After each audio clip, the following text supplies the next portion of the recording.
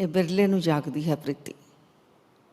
ਇਹ ਜਾਗੀ ਸੀ ਬਾਬਾ ਫਰੀਦ ਜੀ ਨੂੰ। ਬਾਬਾ ਫਰੀਦ ਜੀ ਦੇ ਪਿੱਛੇ ਉਹਨਾਂ ਦੀ ਮਾਂ ਮਾਤਾ ਮਰੀਅਮ, ਉਹਨਾਂ ਦਾ ਬੜਾ ਵੱਡਾ ਹੱਥ ਸੀ। ਬਾਬਾ ਫਰੀਦ ਜੀ ਜੋ ਸਨ, ਇਹ ਅਫਗਾਨਿਸਤਾਨ ਦੇ ਬਾਦਸ਼ਾਹ ਦੇ ਖਾਨਦਾਨ ਵਿੱਚੋਂ ਸਨ। ਤੇ ਗਜ਼ਨੀ ਨੇ ਅਟੈਕ ਕਰ ਦਿੱਤਾ ਇਹਨਾਂ ਦੇ ਰਾਜ ਦੇ ਉੱਤੇ। ਫਿਰ ਇਹਨਾਂ ਦੇ ਜੋ ਬਜ਼ੁਰਗ ਸਨ, ਪੜਦਾਦੇ ਵਗੈਰਾ, ਉਹ ਜੰਗੇ ਮੈਦਾਨ ਵਿੱਚ ਜੂਝੇ ਨੇ, ਸ਼ਹੀਦੀਆਂ ਪਾਈਆਂ ਨੇ। ਇਹਨਾਂ ਦੇ ਦਾਦਾ ਜੀ ਇਹਨਾਂ ਨੂੰ ਲੈ ਕੇ ਪਾਕਿਸਤਾਨ ਦੇ ਵਿੱਚ ਆ ਗਏ। ਤਾਂ ਮੁਲਤਾਨ ਦੇ ਵਿੱਚ, ਬੜਾ ਪਾਕਿਸਤਾਨ ਦਾ ਇੱਕ ਮੰਨਿਆ ਪਰਮੰਨਿਆ ਸ਼ਹਿਰ, ਮੁਲਤਾਨ ਦੇ ਵਿੱਚ ਆ ਗਏ। ਮੁਲਤਾਨ ਦੇ ਰਾਜੇ ਨੂੰ ਜਦੋਂ ਪਤਾ ਚੱਲਿਆ ਕਿ ਇਹ ਤਾਂ ਸ਼ਾਹੀ ਖਾਨਦਾਨ ਦੇ ਨੇ ਔਰ ਇਹ ਡਰੇ ਵੀ ਨਹੀਂ, ਜੰਗੇ ਮੈਦਾਨ ਵਿੱਚ ਡਟ ਕੇ ਮੁਕਾਬਲਾ ਕੀਤਾ, ਇਹਨਾਂ ਦੇ ਪੜਦਾਦਿਆਂ ਨੇ ਸ਼ਹੀਦੀਆਂ ਪਾਈਆਂ ਨੇ, ਤਾਂ ਉਸਨੇ ਵੀ ਇਸ ਪਰਿਵਾਰ ਦੀ ਬੜਾ ਫਿਰ ਸੋਚਿਆ ਕਿ ਸਾਰਾ ਕੁਝ ਉੱਜੜ ਗਿਆ ਇਹਨਾਂ ਦਾ। ਇੱਥੇ ਆਏ ਨੇ ਤਾਂ ਇਹਨਾਂ ਦਾ ਸ਼ਾਹੀ ਠਾਠ-ਬਾਠ ਬਣਿਆ ਹੀ ਰਹਿਣਾ ਚਾਹੀਦਾ ਹੈ। ਤਾਂ ਮੁਲਤਾਨ ਦੇ ਰਾਜੇ ਨੇ ਬਹੁਤ ਸਾਰੀ ਜ਼ਮੀਨ ਜੋ ਸੀ ਇਹਨਾਂ ਦੇ ਨਾਮ ਕਰ ਦਿੱਤੀ ਸੀ। ਤੋ ਜੋ ਮਾਤਾ ਮਰੀਅਮ ਸੀ, ਬਾਬਾ ਫਰੀਦ ਜੀ ਦੇ ਮਾਤਾ ਜੀ, ਉਹ ਹਜ਼ਰਤ ਮੁਹੰਮਦ ਸਾਹਿਬ ਜੀ ਦੇ ਖਾਨਦਾਨ ਦੇ ਵਿੱਚੋਂ ਸਨ। ਤਾਂ ਭਜਨ ਬੰਦਗੀ ਵਾਲੇ ਔਰਤ, ਪਤਾ ਸੀ ਜੀਵਨ ਕਿਉਂ ਮਿਲਿਆ ਹੈ, ਸੋਝੀ ਸੀ ਇਸ ਗੱਲ ਦੀ, ਅਵੇਅਰਨੈਸ ਸੀ। ਉਹਨਾਂ ਨੇ ਫਿਰ ਕਿਹਾ ਕਿ ਦੇਖੋ ਉੱਜੜ ਗਿਆ ਸਾਡਾ ਸਾਰਾ ਕੁਝ, ਮੁਲਤਾਨ ਵਿੱਚ ਆਏ ਹਾਂ, ਫਿਰ ਵੀ ਖੁਦਾ ਨੇ ਸਾਡੇ ਉੱਤੇ ਇਤਨੀ ਰਹਿਮਤ ਕੀਤੀ, ਸਾਡਾ ਰੋਜ਼ੀ ਰੋਟੀ ਦਾ ਸਾਰਾ ਪ੍ਰਬੰਧ ਕਰ ਦਿੱਤਾ। ਫਿਰ ਆਪਣੇ ਪੁੱਤਰ ਨੂੰ ਸਮਝਾਇਆ ਮਾਤਾ ਮਰੀਅਮ ਨੇ, ਵੀ ਪੁੱਤਰ ਬੰਦਗੀ ਕਰਿਆ ਕਰ, ਨਾਮ ਜਪਿਆ ਕਰ, ਖੁਦਾ ਦਾ ਨਾਮ ਜਪਿਆ ਕਰ। ਤਾਂ ਬੱਚਾ ਛੋਟਾ ਹੈ, ਬੱਚਾ ਪੁੱਛਦਾ ਹੈ ਕਿ ਮਾਂ ਅਗਰ ਖੁਦਾ ਦਾ ਨਾਮ ਲਵਾਂਗਾ ਕੀ ਮਿਲੇਗਾ ਫਿਰ? ਤਾਂ ਮਾਂ ਨੇ ਕਿਹਾ ਖੁਦਾ ਸ਼ੱਕਰ ਦਿੰਦਾ ਹੈ। ਉਸ ਵਕਤ ਮਿੱਠਾ ਹੋਈ ਸੀ, ਜਿਵੇਂ ਹੁਣ ਉਸ ਬੱਚੇ ਨੂੰ ਕਹਿ ਦਈਏ ਚਾਕਲੇਟ ਜਾਂ ਆਈਸਕ੍ਰੀਮ ਜੋ ਬੱਚਾ ਲਾਈਕ ਕਰਦਾ ਹੋਵੇ, ਤਾਂ ਉਸ ਵਕਤ ਇੱਕ ਮਿੱਠਾ ਸ਼ੱਕਰ ਹੁੰਦੀ ਸੀ, ਗੁੜ ਸ਼ੱਕਰ। ਤਾਂ ਮਾਤਾ ਮਰੀਅਮ ਨੇ ਕਿਹਾ ਖੁਦਾ ਸ਼ੱਕਰ ਦਿੰਦਾ ਹੈ। ਤਾਂ ਬੱਚਾ ਬੜਾ ਖੁਸ਼। ਹੁਣ ਰੋਜ਼ ਮਾਂ ਜੋ ਹੈ ਆਪਣੇ ਬੱਚੇ ਨੂੰ ਬਿਠਾ ਦਿੰਦੀ ਹੈ, ਆਸਣ ਲਗਾ ਕੇ, ਮਸੱਲਾ ਵਿਛਾ ਕੇ, ਔਰ ਸਿਖਾਉਂਦੀ ਹੈ ਕਿ ਕਿਵੇਂ ਬੰਦਗੀ ਕਰਨੀ ਹੈ। ਜਿਵੇਂ ਅਸੀਂ ਬੱਚਿਆਂ ਨੂੰ ਮੂਲ ਮੰਤਰ ਸਿਖਾ ਦਈਏ, ਵਾਹਿਗੁਰੂ ਗੁਰ ਮੰਤਰ, ਬਾਣੀਆਂ ਸਿਖਾ ਦਈਏ, ਇਵੇਂ ਹੀ ਤੋਂ ਮਾਤਾ ਮਰੀਅਮ ਨੇ ਬਾਬਾ ਫਰੀਦ ਜੀ ਨੂੰ ਰੋਜ਼ ਆਸਣ ਲਗਾ ਕੇ ਬਿਠਾ ਦੇਣਾ ਖੁਦਾ ਦੀ ਬੰਦਗੀ ਕਰਨ ਦੇ ਲਈ। ਔਰ ਬਾਬਾ ਜੀ ਨੇ ਅੱਖਾਂ ਬੰਦ ਕਰਕੇ ਉਹ ਜਪਣਾ ਬੰਦਗੀ ਜਿਵੇਂ ਵੀ ਆਪਣੇ ਧਰਮ ਅਨੁਸਾਰ ਕਰਦੇ ਸਨ। ਤਾਂ ਮਾਤਾ ਮਰੀਅਮ ਨੇ ਕੀ ਕਰਨਾ, ਸ਼ੱਕਰ ਜੋ ਹੈ ਉਹ ਲਪੇਟ ਕੇ ਪੂੜੀ ਬਣਾ ਕੇ ਉਸ ਮਸੱਲੇ ਦੇ ਨੀਚੇ ਰੱਖ ਦੇਣੀ। ਉਹ ਆਸਣ ਜੋ ਲਗਾਇਆ ਹੁੰਦਾ ਸੀ ਉਸ ਦੇ ਨੀਚੇ। ਤਾਂ ਜਦੋਂ ਬੰਦਗੀ ਕਰਕੇ ਹਟਣਾ ਤਾਂ ਮਾਤਾ ਮਰੀਅਮ ਨੇ ਕਹਿਣਾ, ਦੇਖ ਪੁੱਤ ਖੁਦਾ ਸ਼ੱਕਰ ਰੱਖ ਕੇ ਗਿਆ ਹੈ ਕਿ ਨਹੀਂ? ਤਾਂ ਬੱਚੇ ਨੇ ਉਠਾਣਾ ਉਹ ਆਪਣਾ ਆਸਣ, ਉਸ ਦੇ ਨੀਚੇ ਪੂੜੀ ਦੇ ਵਿੱਚ ਸ਼ੱਕਰ ਲਪੇਟੀ ਹੋਣੀ। ਤਾਂ ਬੜਾ ਖੁਸ਼ ਹੋਣਾ ਬਾਬਾ ਫਰੀਦ ਜੀ ਨੇ ਵੀ ਮੈਂ ਨਾਮ ਜਪਦਾ ਹਾਂ ਖੁਦਾ ਦਾ ਔਰ ਖੁਦਾ ਮੈਨੂੰ ਸ਼ੱਕਰ ਦਿੰਦਾ ਹੈ। ਇਹ ਸਿਲਸਿਲਾ ਚੱਲਦਾ ਰਿਹਾ। ਬਾਬਾ ਫਰੀਦ ਜੀ ਬੜੇ ਖੁਸ਼ ਨੇ। ਇੱਕ ਦਿਨ ਮਾਤਾ ਮਰੀਅਮ ਬਾਹਰ ਗਏ ਹੋਏ ਸੀ ਕੁਝ ਸਮੇਂ ਦੇ ਲਈ। ਰਸਤੇ ਵਿੱਚ ਕੁਝ ਲੇਡੀਜ਼ ਮਿਲ ਗਈਆਂ, ਉਹਨਾਂ ਨਾਲ ਗੱਲਾਂ ਕਰਨ ਲੱਗ ਗਏ, ਥੋੜ੍ਹਾ ਟਾਈਮ ਵੱਧ ਲੱਗ ਗਿਆ। ਇੱਕਦਮ ਜਦੋਂ ਵਾਪਸ ਆਉਣ ਲੱਗੇ ਘਰ ਨੂੰ, ਧਿਆਨ ਵਿੱਚ ਆਇਆ ਵੀ ਮੇਰਾ ਪੁੱਤਰ ਤਾਂ ਬੰਦਗੀ ਕਰ ਵਟਿਆ ਹੋਵੇਗਾ ਔਰ ਅੱਜ ਮੈਂ ਸ਼ੱਕਰ ਨਹੀਂ ਰੱਖੀ, ਅੱਜ ਸ਼ੱਕਰ ਨਹੀਂ ਮਿਲੇਗੀ, ਮੇਰੇ ਪੁੱਤਰ ਦਾ ਵਿਸ਼ਵਾਸ ਟੁੱਟ ਜਾਏਗਾ। ਮਾਤਾ ਮਰੀਅਮ ਭੱਜੀ ਆਈ। ਜਦੋਂ ਆਪਣੇ ਘਰ ਦੇ ਅੰਦਰ ਬੜੀ ਐਂਟਰ ਕੀਤੀ ਤਾਂ ਉਹ ਹੈਰਾਨ ਹੈ ਕਿ ਉਸ ਦਾ ਪੁੱਤਰ ਸ਼ੱਕਰ ਖਾ ਰਿਹਾ ਹੈ। ਉਹਨੇ ਪੁੱਛਿਆ, ਪੁੱਤਰ ਸ਼ੱਕਰ ਕਿੱਥੋਂ ਆਈ? ਤਾਂ ਪੁੱਤਰ ਨੇ ਕਿਹਾ, ਰੋਜ਼ ਖੁਦਾ ਦਿੰਦਾ ਹੈ, ਅੱਜ ਵੀ ਮੈਂ ਉਸ ਦਾ ਨਾਮ ਜਪਿਆ, ਖੁਦਾ ਨੇ ਮੈਨੂੰ ਸ਼ੱਕਰ ਦਿੱਤੀ ਹੈ। ਤਾਂ ਅੱਜ ਮਾਤਾ ਮਰੀਅਮ ਨੇ ਜਾਣ ਲਿਆ ਉਸ ਖੁਦਾ ਨੇ ਮੇਰਾ ਭਰੋਸਾ ਵੀ ਰੱਖ ਲਿਆ ਔਰ ਇਹ ਵੀ ਦੇਖ ਲਿਆ ਹੁਣ ਵਕਤ ਆ ਗਿਆ ਹੈ ਆਪਣੇ ਪੁੱਤਰ ਨੂੰ ਦੱਸਾਂ ਕਿ ਸ਼ੱਕਰ ਲੈਣ ਦੇ ਲਈ ਖੁਦਾ ਨੂੰ ਨਹੀਂ ਜਪਣਾ ਉਸ ਦਾ ਨਾਮ, ਖੁਦਾ ਨੂੰ ਮਿਲਣ ਦੇ ਲਈ ਹੀ ਉਸ ਦਾ ਨਾਮ ਜਪਣਾ ਹੈ। ਫਿਰ ਮਾਤਾ ਮਰੀਅਮ ਨੇ ਆਪਣੇ ਪੁੱਤਰ ਬਾਬਾ ਫਰੀਦ ਜੀ ਨੂੰ ਸਮਝਾਇਆ, ਪੁੱਤਰ ਇਹ ਸ਼ੱਕਰ ਲੈਣ ਲਈ ਜਾਂ ਚੀਜ਼ਾਂ ਲੈਣ ਲਈ ਨਹੀਂ ਖੁਦਾ ਦਾ ਨਾਮ ਜਪਣਾ, ਸਾਨੂੰ ਜੀਵਨ ਹੀ ਇਸ ਕਾਰਨ ਮਿਲਿਆ ਹੈ ਕਿ ਅਸੀਂ ਖੁਦਾ ਨੂੰ ਮਿਲਣਾ ਹੈ। ਤਾਂ ਫਿਰ ਮਾਤਾ ਮਰੀਅਮ ਨੇ ਆਪਣੇ ਪੁੱਤਰ ਨੂੰ ਕਿਹਾ, ਜਾ ਜਿਵੇਂ ਮਰਜ਼ੀ ਖੁਦਾ ਨੂੰ ਪਾ। ਤਾਂ ਅੰਦਰ ਇਹੋ ਜਿਹੀ ਲਗਨ ਲਗਾਈ, ਇਹੋ ਜਿਹੀ ਲਗਨ ਲਗਾਈ, ਤੋੜ ਦਿੰਦੀ ਸੀ, ਜਾ ਕਿਸੇ ਨੇ ਪੀਰ ਫਕੀਰ ਦੱਸਣਾ, ਕਿ ਜਾ ਉਸ ਪੀਰ ਦੇ ਕੋਲ, ਸ਼ਾਇਦ ਉਹ ਤੈਨੂੰ ਖੁਦਾ ਦੇ ਨਾਲ ਮਿਲਾ ਦੇਵੇ। ਕਿੰਨਿਆਂ ਦੀ ਬਾਬਾ ਫਰੀਦ ਜੀ ਨੇ ਮੁਰੀਦੀ ਕੀਤੀ ਹੈ। ਕਹਿੰਦੇ ਨੇ 12 ਸਾਲ ਬਾਬਾ ਫਰੀਦ ਜੀ ਖੁਦਾ ਨੂੰ ਮਿਲਣ ਦੇ ਲਈ ਜੰਗਲਾਂ ਦੇ ਵਿੱਚ ਭਟਕੇ ਨੇ। 12 ਸਾਲ ਖੁਦਾ ਮਿਲਿਆ ਨਹੀਂ, ਲੇਕਿਨ ਨਾਮ ਜਪਦਿਆਂ, ਬੰਦਗੀ ਕਰਦਿਆਂ ਅੰਦਰ ਤੜਪ ਤਾਂ ਖੁਦਾ ਦੀ ਹੈ। ਪਿਆਸ ਤਾਂ ਉਸੇ ਦੀ ਹੈ। तो बंदगी करदियां और ये भी दसते रहे ने कई इतिहासकार कि खूह दे विच भी लटके ने, कई तो 12 साल ही लिख देंदे ने, हुण अपना अपना अलग अलग मत है, लेकिन खूह दे विच भी बाबा जी लटके ने। किसी ने दसिया अगर उल्टे खूह दे विच लटक जाओ प्राण 10 द्वार दे विच आ जांदे ने, इवें खुदा मिलदा है। तो उसदे प्रेम दे लई उल्टे खूह विच भी लटके ने, लेकिन खुदा नहीं मिलिया। हुण जंगल दे विच जदों रह रहे ने कितने सालों तो, तो जंगल दे विच खाण पीण नूं किते की मिलदा है, तो थोड़ा बहुत फल फ्रूट खा लिया, बाकी होर कुछ नहीं मिलता। शरीर सुक चुका है। किहो जिहा शरीर हो चुका है? तन सुक्का पिंजर थिया, तलियां कुंडे काग, अजे सो रब ना बोहड़ियो, देख बंदे के पाग। इहो जिहा हाल हो चुका है। खुदा नहीं मिलिया। लेकिन एक दिन बाबा फरीद जी जंगल दे विच अमृत वेले विच अपनी बंदगी करन लगे, तो जिवें पंछियां दा सुभाव है, वो चींची चींची करन लग जांदे ने तड़के अमृत वेले विच, तो पंछी चींची करन लग गए, चिड़ियां चूं चूं चूं चूं। बाबा जी नूं लग्या कि मेरी बंदगी दे विच डिस्टरबेंस होवेगी इन्हां दी आवाज़ दी, तो सहज सुभाए कह दिता मर जाओ चिड़ियो। चिड़ियां शांत हो गईयां। बाबा जी अखां बंद करके अपना ध्यान दे विच बंदगी दे विच जुड़ गए। काफ़ी समय बाद जदों अखां खोलियां तो की देखते ने, दरख्त तो नीचे चिड़ियां गिरियां होईयां ने, मरियां पईयां ने। एकदम मन दे विच ध्यान आया भी वो मैं ही कहा सी चिड़ियो मर जाओ, शायद इस कारण तो नहीं मर गईयां। नाल लगदा फिर कहंदे ने चिड़ियो उड़ जाओ, चिड़ियां फुरन करके उड़ गईयां। तो पता चल गया वाणी विच इतनी ताकत आ चुकी है। लेकिन खुदा नहीं मिलिया। ये रिद्धियां सिद्धियां शक्तियां ये आ गईयां सन, खुदा नहीं सी मिलिया। जिस आनंद दी, जिस सच दी तलाश सी वो नहीं मिलिया। बड़ा पछता रहे ने फरीदा, तो इन्ना कुछ कर रहा है, कदी पुट्ठा लटक रहा है, जंगल विच भटक रहा है खुदा दी तलाश दे लई, तेरा शरीर दा की हाल हो गया है फरीदा। तन सुक्का पिंजर तिया, तलियां खुंडे काग, अजे उस रब ना बोहड़ियो, देख बंदे दे भाग। बंदे दे भाग तां देखो हाले तक कहंदे रब बोहड़िया ही नहीं। धन ने बाबा फरीद जी जिन्हां दे मन दे विच ये ख्याल तां आया कि हाले रब बोहड़िया ही नहीं। साडे कदी आंदा ही नहीं मन विच, कदी भी नहीं आंदा अजे उस रब ना बोहड़ियो, देख बंदे के भाग। कदी नहीं आंदा, पता नहीं अगला सवास आवे कि ना आवे, ये रहिंदे सवासां विच सानूं भी परमात्मा दे दर्शन हो जाण। आंदा ही नहीं है ख्याल। संगत विच आके भी मंगा दुनिया भर दियां असीं लै के बैठे रह जांदे हां। तो धन भाग बाबा जी दे जिन्हां दे मन विच ख्याल आया, ऐ फरीदा तेरा शरीर सुक गया, पिंजरे वर्गा ऐन सुक्या पिया, और अजे तक तैनूं रब नहीं मिलिया। तेरे भाग तां देख किहो जिहे ने। तलियां खुंडे काग, काग जिहड़े ने तेरा मांस नोच रहे ने। फिर कहते ने कावां नूं नोच लो, मेरा ना मांस नोच लो जिन्ना मर्जी। इत्थे विकार रूपी कां कहे ने, वो सिंबॉलिक कहते नोच लो मेरा मांस। कागा करंग ढडोलिया, सगला खाया मांस, ए दो नैना मत चूहो, फिर देखन की आस। कहते सब कुछ मेरा चूंड लो, कर लो जो मर्जी करी जाओ, लेकिन मेरे ये दो नैना, दो अखियां नूं ना छुओ। क्यों?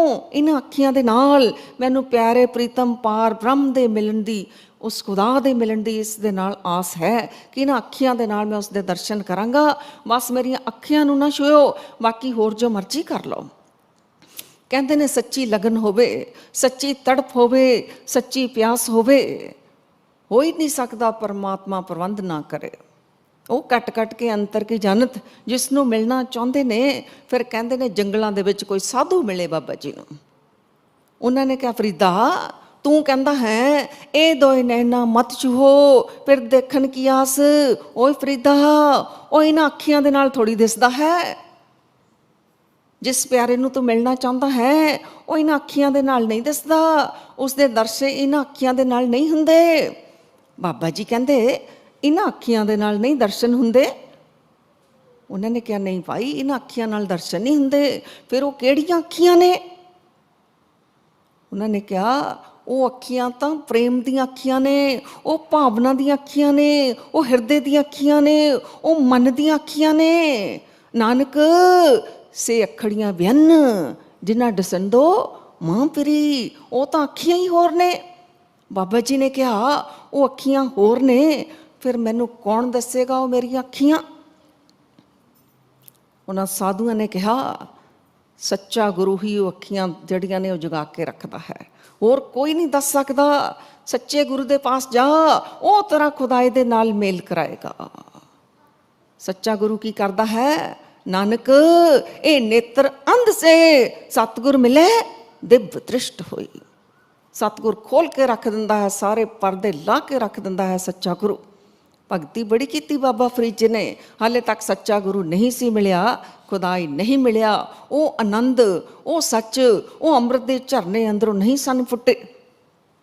ਫਿਰ ਸਾਧੂਆਂ ਨੂੰ ਪੁੱਛਿਆ ਬਾਬਾ ਜੀ ਨੇ, ਸੱਚਾ ਗੁਰੂ ਅਗਰ ਮੇਰੀਆਂ ਅੱਖੀਆਂ ਜਾਗਰਤ ਕਰੇਗਾ, ਫਿਰ ਸੱਚਾ ਗੁਰੂ ਹੈ ਕਿੱਥੇ, ਕਿੱਥੇ ਮਿਲੇਗਾ? ਉਹਨਾਂ ਸਾਧੂਆਂ ਨੇ ਕਿਹਾ ਜਾਂ ਅਜਮੇਰ ਵਿੱਚ ਚਲਾ ਜਾ, ਕਾਕਾ ਬਖਤਿਆਰ ਨਾਮ ਦਾ ਗੁਰੂ, ਉਹ ਆਪ ਸੱਚ ਹੈ, ਸੱਚ ਦਾ ਹੀ ਰੂਪ ਹੈ।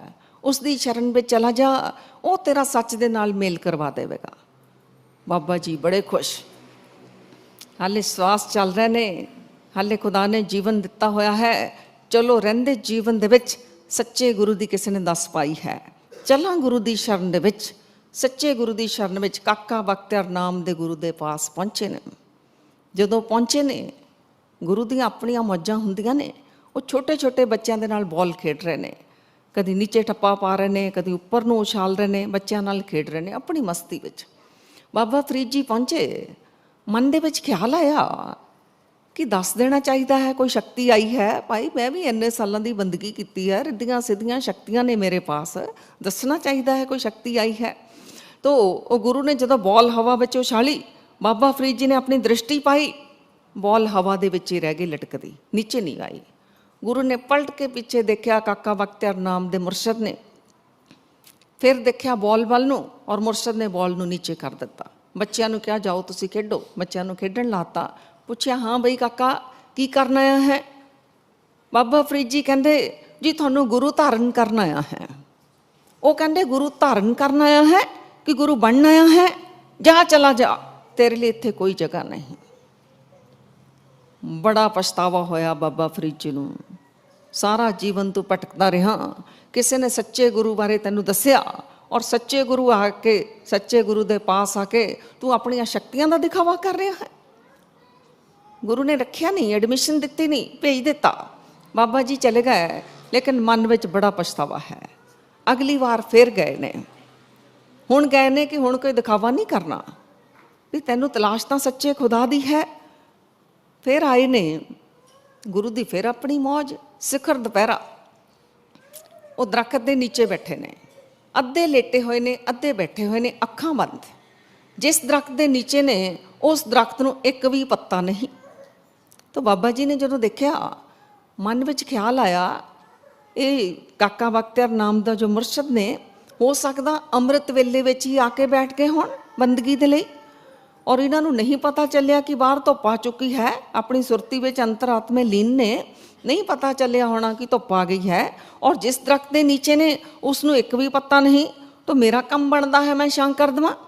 ਦਰਖਤ ਵੱਲ ਨੂੰ ਆਪਣੀ ਦ੍ਰਿਸ਼ਟੀ ਪਾਈ, ਦਰਖਤ ਨੂੰ ਹਰਿਆ ਭਰਿਆ ਕਰਕੇ ਰੱਖ ਦਿੱਤਾ।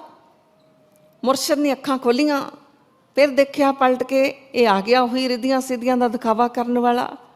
ਮੁਰਸ਼ਦ ਨੇ ਵਾਪਸ ਦਰਖਤ ਵੱਲ ਨੂੰ ਦੇਖਿਆ, ਦਰਖਤ ਉਸੇ ਤਰ੍ਹਾਂ ਰੁੰਡ ਬਰੁੰਡ ਕਰਕੇ ਰੱਖ ਦਿੱਤਾ, ਜਿਸ ਨੂੰ ਇੱਕ ਵੀ ਪੱਤਾ ਨਹੀਂ। ਫਿਰ ਪੁੱਛਿਆ ਹਾਂ ਬਈ ਕੀ ਕਰਨਾ ਆ? ਕਹਿੰਦਾ ਜੀ ਤੁਹਾਨੂੰ ਗੁਰੂ ਧਾਰਨ ਕਰਨਾ ਆ। ਬਾਬਾ ਜੀ ਨੇ ਕਿਹਾ, ਉਹਨਾਂ ਨੇ ਕਿਹਾ ਕਾਕਾ ਗੁਰੂ ਧਾਰਨਾ ਇਵੇਂ ਨਹੀਂ ਕੀਤਾ ਜਾਂਦਾ। ਗੁਰੂ ਧਾਰਨ ਦੇ ਲਈ ਤਾਂ ਜੋ ਤੋ ਪ੍ਰੇਮ ਖੇਲਣ ਕਾ ਚਾਓ, ਸਿਰ ਤਰ ਤਲੀ ਗਲੀ ਮੇਰੀ ਆਓ। ਤੂੰ ਤਾਂ ਇਤਨੀ ਵੱਡੀ ਹਉਮੈ ਦੀ ਪੰਡ ਲੈ ਕੇ ਆਇਆ ਹੈ, ਇੱਥੇ ਤਾਂ ਸਿਰ ਦੇਣਾ ਪੈਂਦਾ ਹੈ ਤਾਂ ਜਾ ਕੇ ਜੋ ਹੈ ਐਡਮਿਸ਼ਨ ਮਿਲਦੀ ਹੈ। ਜਾ ਚਲਿਆ ਜਾ, ਤੇਰੇ ਲਈ ਕੋਈ ਜਗ੍ਹਾ ਨਹੀਂ। ਫਿਰ ਵਾਪਸ ਮੋੜ ਦਿੱਤਾ ਗਿਆ। ਹੁਣ ਬੜਾ ਪਛਤਾ ਰਹੇ ਨੇ ਬਾਬਾ ਜੀ। ਉਹ ਫਰੀਦਾ ਤੈਨੂੰ ਤਾਂ ਪਤਾ ਹੈ ਇਹ ਰਿੱਧੀਆਂ ਸਿੱਧੀਆਂ ਸਾਰੇ ਦੂਸਰੇ ਸਵਾਦ ਨੇ, ਤੈਨੂੰ ਤਾਂ ਸੱਚੇ ਖੁਦਾ ਦੀ ਤਲਾਸ਼ ਹੈ। ਰਿੱਧ ਸਿੱਧ ਅਵਰਾ ਸਾਧ, ਤੂੰ ਕਿਉਂ ਆਪਣੇ ਦਿਖਾਵੇ ਕਰਦਾ ਹੈ? ਤੀਸਰੀ ਵਾਰ ਗਏ, ਫਰੀਦਾ ਤੇਰੇ ਪਾਸ ਕੁਛ ਨਹੀਂ, ਕੁਛ ਨਹੀਂ ਤੇਰੇ ਪਾਸ, ਕੱਖ ਨਹੀਂ ਤੇਰੇ ਪਾਸ। ਇਹਨਾਂ ਚੀਜ਼ਾਂ ਵਿੱਚ ਨਾ ਫਸ। ਤੈਨੂੰ ਜਿਸ ਖੁਦਾ ਦੀ ਤਲਾਸ਼ ਹੈ, ਜਾਂ ਮੁਰਸ਼ਿਦ ਦੇ ਦੁਆਰੇ ਨੀਵਾਂ ਹੋ ਕੇ ਜਾ। ਹੁਣ ਜਦੋਂ ਗਏ ਨੇ, ਫਰੀਦਾ मैं कख भी नहीं, मैं कख भी नहीं। हुण जदों गए ना मेरा मुझमें कुछ नहीं, जो कुछ है सो तेरा। हुण जदों इस भावना दे नाल गए ने, हुण कोई परचा भी नहीं पिया। हुण क्या गुरु ने कहा, काका बख्तियार नाम दे गुरु ने, काका आ जा। एडमिशन मिल गई। बाबा जी बड़े खुश, शुक्र है ये सच्चे गुरु ने मैनू अपने पास अपने चरणों में जगह दे दी है।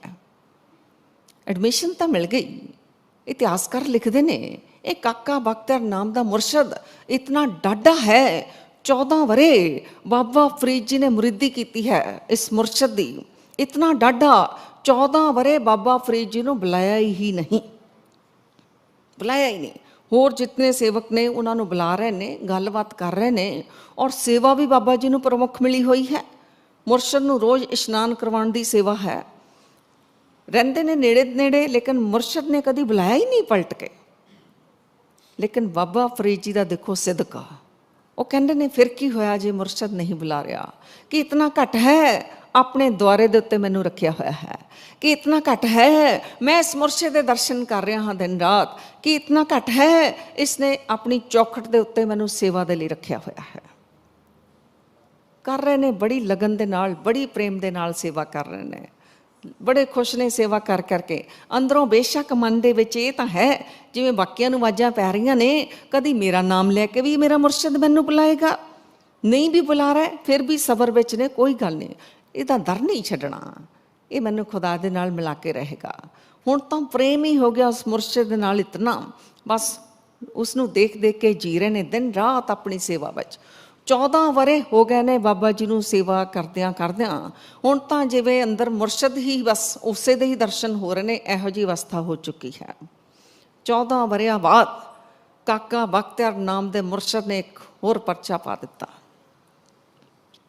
सर्दियां दा मौसम, बाबा जी की सेवा है मुरशद नूं इशनान करवाना।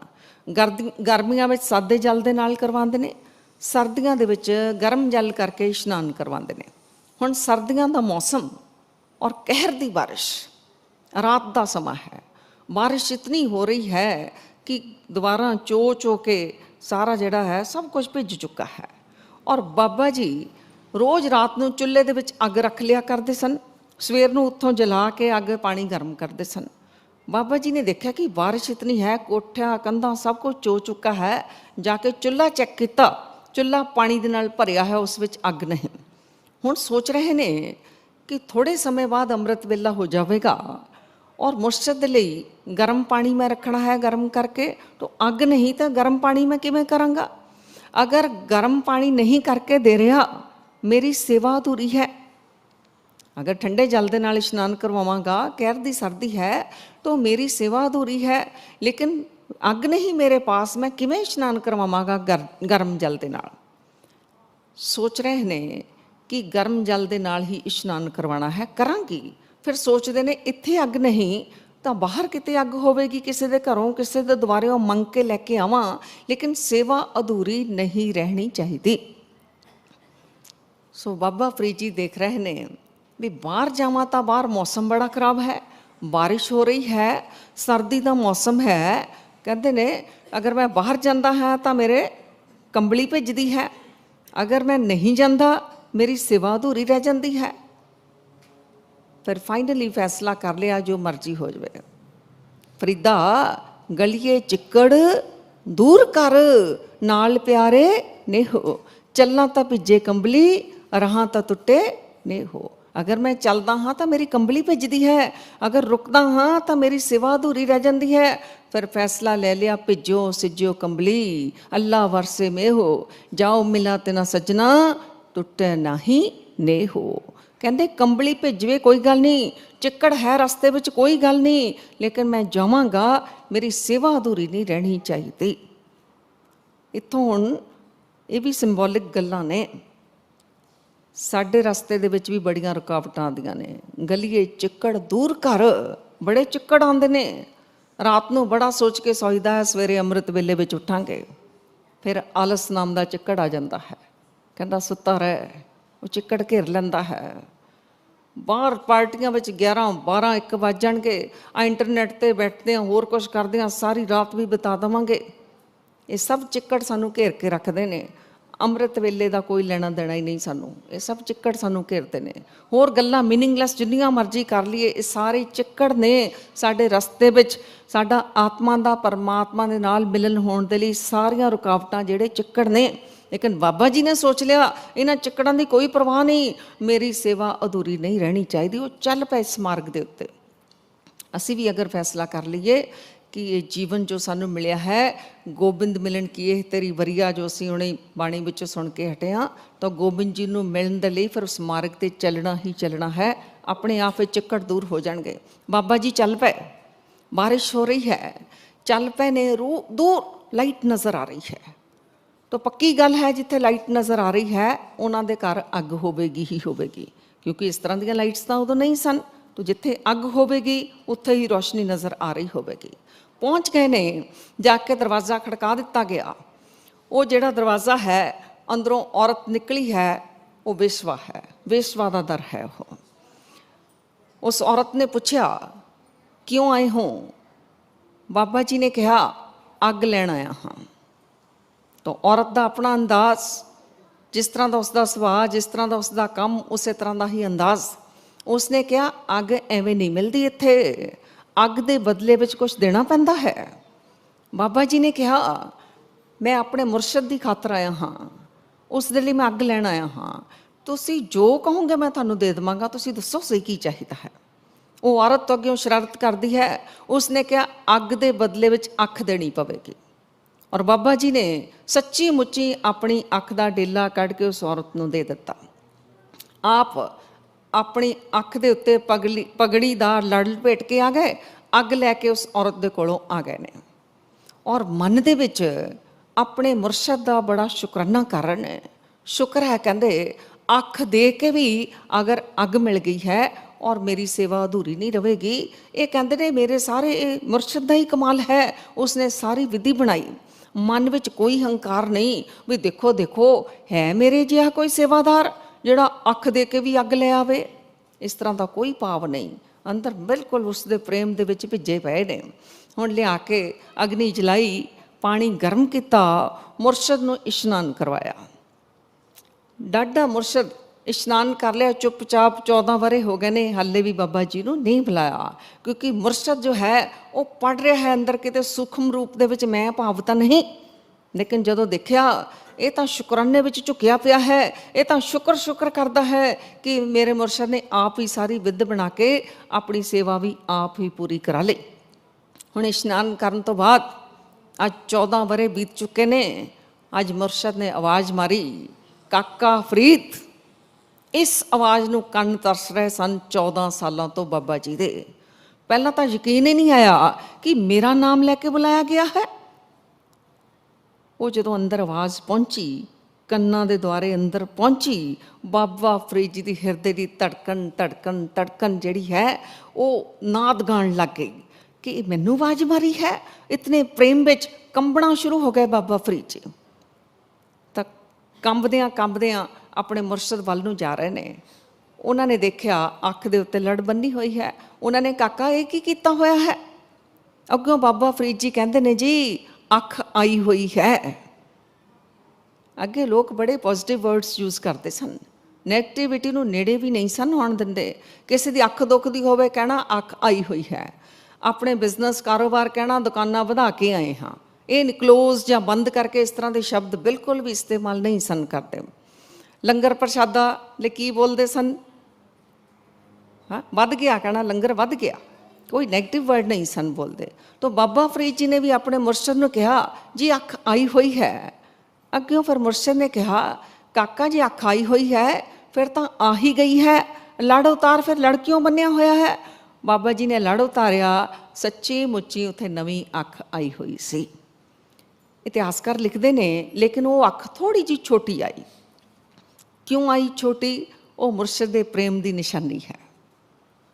ਕਹਿੰਦੇ ਨੇ ਬਾਬਾ ਫਰੀਦ ਜੀ ਦੇ ਖਾਨਦਾਨ ਦੇ ਵਿੱਚੋਂ ਜਿਹੜੇ ਅੱਗਿਓਂ ਬੱਚੇ ਵੀ ਜਨਮ ਲੈਂਦੇ ਰਹੇ, ਉਹਨਾਂ ਦੇ ਵੀ ਕਹਿੰਦੇ ਥੋੜ੍ਹਾ ਜਿਹਾ ਉਸੇ ਤਰ੍ਹਾਂ ਹੀ ਅੱਖ ਦੀ ਉਹ ਨਿਸ਼ਾਨੀ ਜਿੱਦਾਂ ਫੈਮਿਲੀ ਵਿੱਚ ਹੁੰਦੀ ਹੈ ਨਾ ਚੱਲਦੀ, ਇਵੇਂ ਹੀ ਆਉਂਦੀ ਰਹੀ ਕਾਫੀ ਲੰਬਾ ਸਮਾਂ।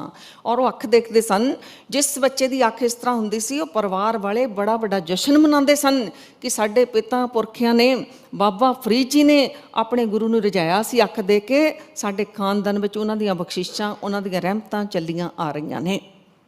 ਤਾਂ ਅੱਜ ਕਾਕਾ ਬਖਤਿਆਰ ਨਾਮ ਦਾ ਮੁਰਸ਼ਦ, ਉਹਨਾਂ ਨੇ ਬਾਬਾ ਫਰੀਦ ਜੀ ਨੂੰ ਕਿਹਾ, ਕਾਕਾ 14 ਵਰ੍ਹਿਆਂ ਬਾਅਦ ਜਦੋਂ ਬੁਲਾਇਆ ਨਾ, ਬੜੀਆਂ ਫਿਰ ਰਹਿਮਤਾਂ ਬਰਸਾਈਆਂ, ਕਿਹਾ ਕਾਕਾ ਤੇਰੀ ਭਗਤੀ, ਤੇਰੀ ਸੇਵਾ ਥਾਈ ਪਈ ਹੈ, ਹੁਣ ਤੇਰੇ ਔਰ ਮੇਰੇ ਵਿੱਚ ਕੋਈ ਭੇਦ ਨਹੀਂ। ਘੁੱਟ ਕੇ ਆਪਣੇ ਗਲੇ ਦੇ ਨਾਲ ਲਗਾ ਲਿਆ, ਫਿਰ ਨਾਲ ਕਿਹਾ, ਕਾਕਾ ਜਿਵੇਂ ਤੂੰ ਖੁਦਾਏ ਪਾਇਆ ਹੈ ਨਾ, ਹੁਣ ਤੂੰ ਸੰਸਾਰ ਨੂੰ ਇਹ ਗਿਆਨ ਦੇ ਵੀ ਤੂੰ ਕਿਵੇਂ ਖੁਦਾਏ ਪਾਇਆ। ਹੁਣ ਤੇਰੀ ਇਹ ਸੇਵਾ ਨਹੀਂ ਜੋ ਤੂੰ ਇੱਥੇ ਕਰ ਰਿਹਾ ਸੀ, ਹੁਣ ਇਹ ਗਿਆਨ ਵੰਡ, ਹੁਣ ਤੂੰ ਰੌਸ਼ਨ ਹੈ, ਇਹ ਰੌਸ਼ਨੀ ਵੰਡ ਸੰਸਾਰ ਦੇ ਵਿੱਚ। ਬਾਬਾ ਜੀ ਨੇ ਫਿਰ ਰੌਸ਼ਨੀ ਵੰਡੀ। ਉਹ ਰੌਸ਼ਨੀ ਬਾਬਾ ਜੀ ਨੂੰ ਬਾਣੀ ਰੂਪ ਦੇ ਵਿੱਚ ਆਈ। ਉਹ ਗੁਰੂ ਨਾਨਕ ਸੱਚੇ ਪਾਤਸ਼ਾਹ ਜੀ ਜਦੋਂ ਪਾਕਪਟਨ ਗਏ ਨੇ, ਬਾਬਾ ਫਰੀਦ ਜੀ ਦੀ ਗੱਦੀ ਦੇ ਉੱਤੇ ਜਿਹੜੇ ਬਾਹਰਵੇਂ ਸ਼ੇਖ ਬੈਠੇ ਸਨ, ਉਹਨਾਂ ਦੇ ਪਾਸੋਂ ਬਾਬਾ ਫਰੀਦ ਜੀ ਦੀ ਬਾਣੀ ਗੁਰੂ ਨਾਨਕ ਸੱਚੇ ਪਾਤਸ਼ਾਹ ਜੀ ਲੈ ਕੇ ਆਏ। ਇਹ ਸੱਚ ਨਾਲ ਜੁੜੀ ਹੋਈ ਬਾਣੀ ਗੁਰੂ ਨਾਨਕ ਦੇਵ ਜੀ ਨੇ ਅੱਗਿਓਂ ਧੰਨ ਧੰਨ ਸ਼੍ਰੀ ਗੁਰੂ ਅੰਗਦ ਦੇਵ ਜੀ ਮਹਾਰਾਜ ਜੀ ਨੂੰ ਸੌਂਪੀ। ਸਤਿਗੁਰੂ ਨੇ ਅੱਗਿਓਂ ਧੰਨ ਧੰਨ ਸ਼੍ਰੀ ਗੁਰੂ ਅਮਰਦਾਸ ਜੀ ਮਹਾਰਾਜ ਜੀ ਨੂੰ, ਧੰਨ ਧੰਨ ਸ਼੍ਰੀ ਗੁਰੂ ਅਮਰਦਾਸ ਜੀ ਮਹਾਰਾਜ ਜੀ ਨੇ ਚੌਥੇ ਪਾਤਸ਼ਾਹੀ ਧੰਨ ਧੰਨ ਸ਼੍ਰੀ ਗੁਰੂ ਰਾਮਦਾਸ ਜੀ ਮਹਾਰਾਜ ਜੀ ਨੂੰ ਸਪੁਰਦ ਕੀਤੀ। ਸਤਿਗੁਰਾਂ ਨੇ ਅੱਗਿਓਂ ਪੰਚਮ ਪਾਤਸ਼ਾਹ ਧੰਨ ਧੰਨ ਸ਼੍ਰੀ ਗੁਰੂ ਅਰਜਨ ਦੇਵ ਜੀ ਨੂੰ ਉਹੀ ਬਾਣੀ ਦਿੱਤੀ। ਤਾਂ ਸਤਿਗੁਰਾਂ ਨੇ ਜਦੋਂ ਸ਼੍ਰੀ ਗੁਰੂ ਗ੍ਰੰਥ ਸਾਹਿਬ ਜੀ ਮਹਾਰਾਜ ਦੀ 1604 ਈਸਵੀ ਦੇ ਵਿੱਚ ਸੰਪਾਦਨਾ ਕੀਤੀ, ਬਾਬਾ ਫਰੀਦ ਜੀ ਦੀ ਬਾਣੀ ਸ਼੍ਰੀ ਗੁਰੂ ਗ੍ਰੰਥ ਸਾਹਿਬ ਜੀ ਦੇ ਵਿੱਚ ਦਰਜ ਕੀਤੀ ਹੈ। ਹੁਣ ਇਸ ਬਾਣੀ ਵਿੱਚ ਬੈਠ ਕੇ ਸ਼੍ਰੀ ਗੁਰੂ ਗ੍ਰੰਥ ਸਾਹਿਬ ਦੇ ਵਿੱਚ ਬਾਬਾ ਫਰੀਦ ਜੀ ਸੁਸ਼ੋਭਿਤ ਹੋ ਕੇ ਦੱਸ ਰਹੇ ਨੇ, ਭਾਈ ਕਿਵੇਂ ਪਰਮਾਤਮਾ ਨੂੰ ਪਾਣਾ ਹੈ। ਬਾਬਾ ਫਰੀਦ ਜੀ ਕਹਿੰਦੇ ਨੇ, ਮੈਂ ਬੜਾ ਜੰਗਲਾਂ ਦੇ ਵਿੱਚ ਭਟਕਿਆ, ਮੈਨੂੰ ਖੁਦਾ ਜੰਗਲਾਂ ਦੇ ਵਿੱਚ ਨਹੀਂ ਮਿਲਿਆ। ਸਾਨੂੰ ਵੀ ਮੈਸੇਜ ਦੇ ਰਹੇ ਨੇ, ਭਾਈ ਤੁਸੀਂ ਵੀ ਜੰਗਲਾਂ ਦੇ ਵਿੱਚ ਨਾ ਫਿਰਿਓ। ਕੀ ਕਹਿੰਦੇ ਨੇ ਬਾਬਾ ਫਰੀਦ ਜੀ, ਫਰੀਦਾ ਜੰਗਲ ਜੰਗਲ ਕਿਆ ਪਵੇ, ਵਣ ਕੰਡਾ ਮੋੜੇ, ਵਸੀ ਰੱਬ ਹਿਆਲੀਏ, ਜੰਗਲ ਕਿਆ ਟੁੰਡੇ। ਕਹਿੰਦੇ ਐਵੇਂ ਨਾ ਬਾਹਰ ਲੱਭਦੇ ਫਿਰੋ, ਪਰਮਾਤਮਾ ਤੁਹਾਡੇ ਹਿਰਦੇ ਵਿੱਚ ਹੈ, ਇੱਥੇ ਤਲਾਸ਼ੋ, ਤੁਹਾਨੂੰ ਇੱਥੇ ਮਿਲੇਗਾ। ਬਾਬਾ ਫਰੀਦ ਜੀ ਦੀ ਇਤਨੀ ਵਡਮੁੱਲੀ ਬਾਣੀ ਸਾਰੀ ਵਡਮੁੱਲੀ ਹੈ, ਲੇਕਿਨ ਬਿਲਕੁਲ ਕਲੀਅਰ ਕੱਟ ਫਾਰਮੂਲੇ ਨੇ। ਉਹਨਾਂ ਦੇ ਉੱਤੇ ਅਗਰ ਗੁਰੂ ਮਹਾਰਾਜ ਦੀ ਰਹਿਮਤ ਹੋ ਜਾਵੇ, ਅਸੀਂ ਚੱਲਣ ਲੱਗ ਜਾਈਏ, ਜੀਵਨ ਪਲਟੀ ਖਾ ਜਾਏਗਾ। ਬਾਬਾ ਫਰੀਦ ਜੀ ਦੀ ਬਾਣੀ ਦਾ ਇੱਕੋ ਫਾਰਮੂਲਾ ਅਗਰ ਅਸੀਂ ਲੈ ਲਈਏ, ਸਾਡੇ ਘਰਾਂ ਵਿੱਚ ਕਲੇਸ਼ ਖਤਮ। ਪੂਰੇ ਸੰਸਾਰ ਵਿੱਚ ਜਿਹੜਾ ਖਤਰਾ ਬਣਿਆ ਹੋਇਆ ਹੈ ਨਾ ਥਰਡ ਵਰਲਡ ਵਾਰ ਦਾ, ਇਹ ਸਵਾਲ ਹੀ ਨਹੀਂ ਪੈਦਾ ਹੁੰਦਾ ਅਗਰ ਇਸ ਨੂੰ ਅਸੀਂ ਸਮਝ ਜਾਈਏ। ਬਾਬਾ ਫਰੀਦ ਜੀ ਕਹਿੰਦੇ ਨੇ, ਫਰੀਦਾ ਬੁਰੇ ਦਾ ਭਲਾ ਕਰ, ਗੁੱਸਾ ਮਨ ਨਾ ਹੰਡਾਏ, ਦੇਹੀ ਰੋਗ ਨਾ ਲੱਗਈ, ਪੱਲੇ ਸਭ ਕੁਛ ਪਾਏ। ਬੁਰੇ ਦਾ ਵੀ ਭਲਾ ਕਰੋ, ਬਾਬਾ ਜੀ ਕਹਿੰਦੇ ਨੇ। ਸਾਡੇ ਕੋਲੋਂ ਤਾਂ ਭਲੇ ਦਾ ਵੀ ਭਲਾ ਨਹੀਂ ਹੁੰਦਾ। ਬਾਬਾ ਜੀ ਕਹਿੰਦੇ ਬੁਰੇ ਦਾ ਵੀ ਭਲਾ ਕਰੋ। ਕੌਣ ਕਰਦੇ ਨੇ ਬੁਰੇ ਦਾ ਭਲਾ? ਜਿਹੜੇ ਆਪਣੇ ਗੁਰੂ ਦੇ ਬਚਨ ਕਮਾਉਂਦੇ ਨੇ, ਕੀਤਾ ਹੈ ਬੁਰੇ ਦਾ ਭਲਾ। ਕਲਗੀਧਰ ਪਾਤਸ਼ਾਹ ਜੀ ਦੇ ਅਨੰਨ ਸਿੱਖ ਭਾਈ ਸਾਹਿਬ ਭਾਈ ਕਨ੍ਹਈਆ ਜੀ ਨੇ ਜੰਗੇ ਮੈਦਾਨ ਵਿੱਚ ਦੁਸ਼ਮਣਾਂ ਨੂੰ ਪਾਣੀ ਪਿਲਾਇਆ ਸੀ।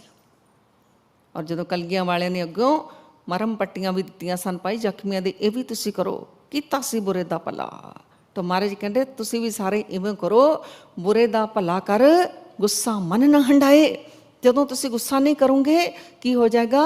ਦੇਹੀ ਰੋਗ ਨਾ ਲੱਗਈ, ਪੱਲੇ ਸਭ ਕੁਛ ਪਾਏ। ਤੁਹਾਨੂੰ ਦੇਹ ਨੂੰ ਬਿਮਾਰੀਆਂ ਨਹੀਂ ਲੱਗਣਗੀਆਂ।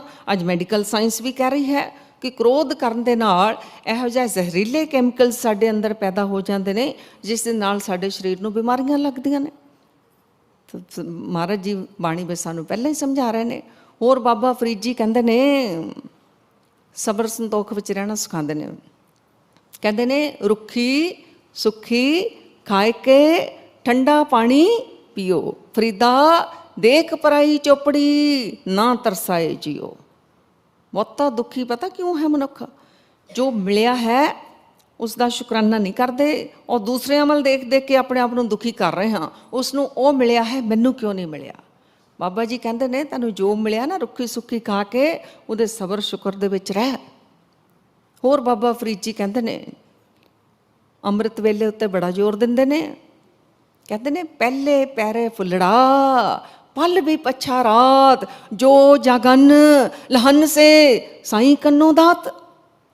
ਪਹਿਲਾ ਪਹਿਰ ਇਹ ਰਾਤ ਦੇ 4 ਪਹਿਰਾਂ ਦੀ ਗੱਲ ਕੀਤੀ ਹੈ। 6 ਤੋਂ 9 ਵਜੇ ਦਾ ਜੋ ਸਮਾਂ ਹੈ ਇਹ ਰਾਤ ਦਾ ਪਹਿਲਾ ਪਹਿਰ ਹੈ। ਇਸ ਦੇ ਵਿੱਚ ਬੰਦਗੀ ਕਰਨਾ ਇਵੇਂ ਹੈ ਜਿਵੇਂ ਕਿਸੇ ਪਲਾਂਟ ਨੂੰ ਫੁੱਲ ਲੱਗ ਜਾਂਦੇ ਨੇ, ਜਿਹੜਾ ਆਪਣਾ ਸ਼ਾਮਾਂ ਨੂੰ 6 ਤੋਂ 9 ਵਜੇ ਤੱਕ ਦਾ ਸਮਾਂ ਹੈ। ਔਰ ਸਵੇਰ ਨੂੰ ਅੰਮ੍ਰਿਤ ਵੇਲੇ ਫਿਰ ਕੀ ਲੱਗਦਾ ਹੈ, ਇਹ ਜਿਹੜਾ ਸ਼ਾਮ ਨੂੰ 6 ਤੋਂ 9 ਵਜੇ ਤੱਕ ਭਜਨ ਸਿਮਰਨ ਬੰਦਗੀ ਵਿੱਚ ਰਹੇ, ਸਵੇਰ ਨੂੰ ਜਦੋਂ ਉੱਠੇ ਫਿਰ ਬੰਦਗੀ ਕੀਤੀ, ਫਲ ਵੀ ਪਛਾਰਾ, ਫਿਰ ਫਰੂਟ ਬਣਦਾ ਹੈ ਉਸੇ ਦਾ ਹੈ। ਔਰ ਸਾਇੰਸ ਵੀ ਕਹਿ ਰਹੀ ਹੈ, ਦੇਖੋ ਸਤਿਗੁਰਾਂ ਦੀ ਸਾਇੰਸ ਕਿਤਨੀ ਜ਼ਬਰਦਸਤ, ਬਾਬਾ ਜੀ ਦੀ ਸਾਇੰਸ ਵੀ ਕਹਿ ਰਹੀ ਹੈ ਕਿ ਰਾਤ ਨੂੰ ਜਿਸ ਤਰ੍ਹਾਂ ਦੇ ਮਨੋਭਾਵ ਨਾਲ ਤੁਸੀਂ ਸੌ ਜਾਂਦੇ ਹੋ, ਅਖੀਰਲਾ ਥਾਟ ਸਾਰੀ ਰਾਤ ਤੁਹਾਡੇ ਸਬਕੌਂਸ਼ੀਅਸ ਮਾਈਂਡ ਵਿੱਚ ਕੰਮ ਕਰਦਾ ਹੈ, ਉਸ ਦਾ ਅਸਰ ਤੁਹਾਡੇ ਉੱਤੇ ਹੋ ਕੇ ਹੀ ਰਹਿੰਦਾ ਹੈ।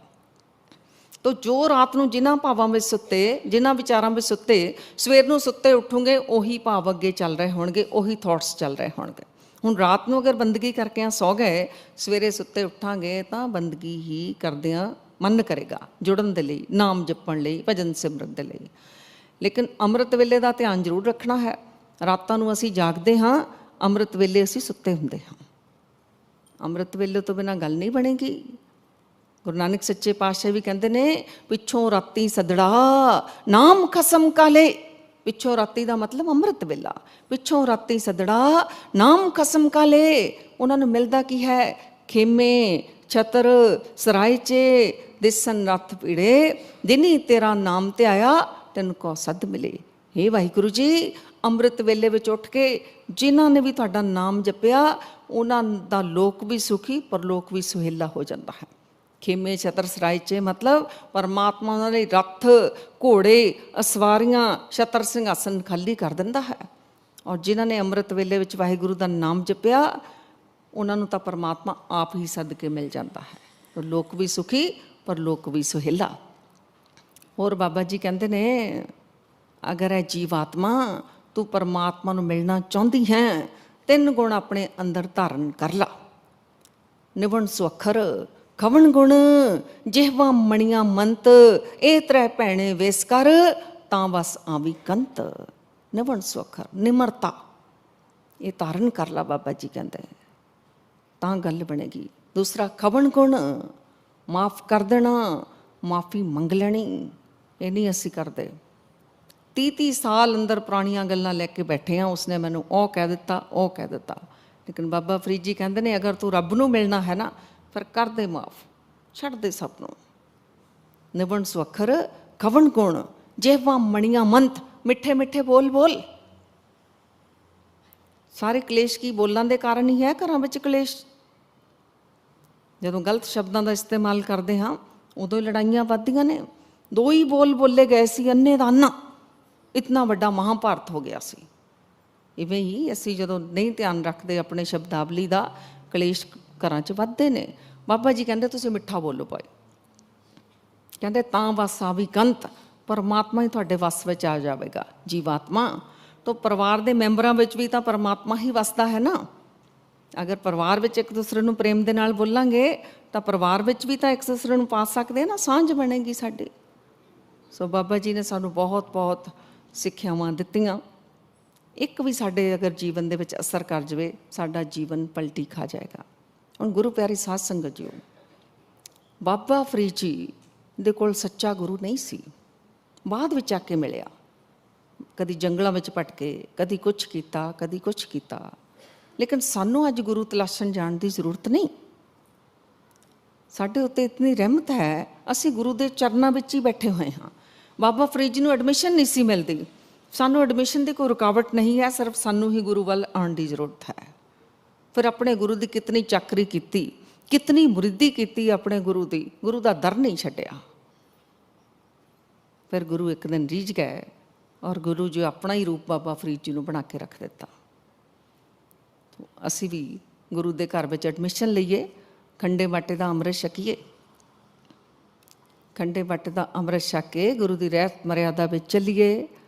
ਮਹਾਰਾਜ ਕਹਿੰਦੇ, ਗੁਰ ਸਤਿਗੁਰ ਕਾ ਜੋ ਸਿੱਖ ਖਾਏ, ਸੋ ਭਲਕੇ ਉੱਠ ਹਰ ਨਾਮ ਧਿਆਵੇ, ਉਦਮ ਕਰੇ ਭਲਕੇ ਪ੍ਰਭਾਤੀ, ਇਸ਼ਨਾਨ ਕਰੇ ਅੰਮ੍ਰਿਤ ਸਰਨ ਆਵੇ।